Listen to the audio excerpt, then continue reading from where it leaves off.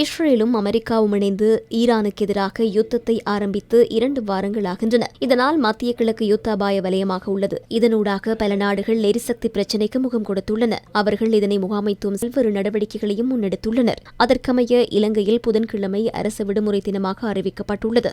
சுகாதாரம், துறைமுகம், நீர்வழங்கல், எரிசக்தி மற்றும் சுங்கம் போன்ற அரசு நிறுவனங்களுக்கு இந்த விசேட விடுமுறை இல்லை என அறிவிக்கப்பட்டுள்ளது.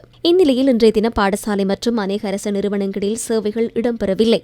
இதேவேளை நாளைய தினம் முதல் வாகன இலக்கத்தகடின் இறுதி இலக்கத்தின் அடிப்படையில் எரிபொருளை பெற்றுக்கொள்ள முடியும் என இலங்கை பெட்ரோலிய கூட்டுத்தாபனம் தெரிவித்துள்ளது.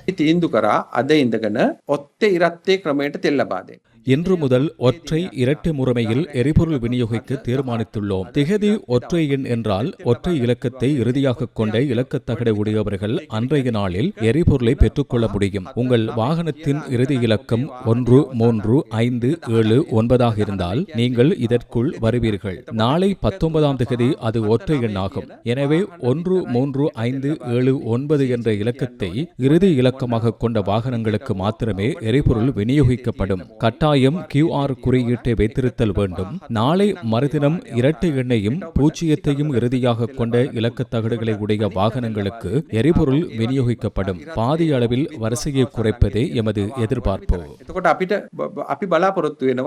இதனிடையே சனிக்கிழமையாக கருதி இன்றைய தினம் ரயில் சேவை முன்னெடுக்கப்பட்டதாக ரயில்வே திணைக்களம் தெரிவிக்கின்றது. தற்போதைய எரிபொருள் பிரச்சினைக்கு தீர்வாக அரசாங்கம் ஒரு முறையை அறிமுகப்படுத்தியது. அதில் 120% மாணவர்களுக்கு ஏற்பட்ட பல்வேறு பிரச்சினைகள் தற்போது 95% தீர்க்கப்பட்டுள்ளதாக பிரதி அமைச்சர் இரங்க வீரரத்ன தெரிவித்தார். QR முறைமை அமுல்படுத்தப்பட்டதனூடாக எரிபொருள் தொகையை சரியாக முகாமைத்துவம் செய்ய முடிவதுடன் மோசடிக்காரர்களுக்கு மோசடி செய்ய வாய்ப்பு கிடைக்காதெனவும் மக்கள் சுட்டிக்காட்டுகின்றனர். QR முறைமையின் கீழ் எரிபொருள் விநியோகிக்கப்படுவதனால் அனாவசியமாக வரிசையிலிருந்து தேவையற்ற நெரிசலை உருவாக்கிக் கொள்ள வேண்டாம் என இலங்கை பெட்ரோலிய கூட்டுத்தாபன தலைவர் S. ராஜகருணா கோரிக்கை விடுத்துள்ளார். சகலருக்கும் எரிபொருளை விநியோகிக்க நடவடிக்கை எடுக்கப்பட்டுள்ளதாகவும் அவர் குறிப்பிட்டுள்ளார்.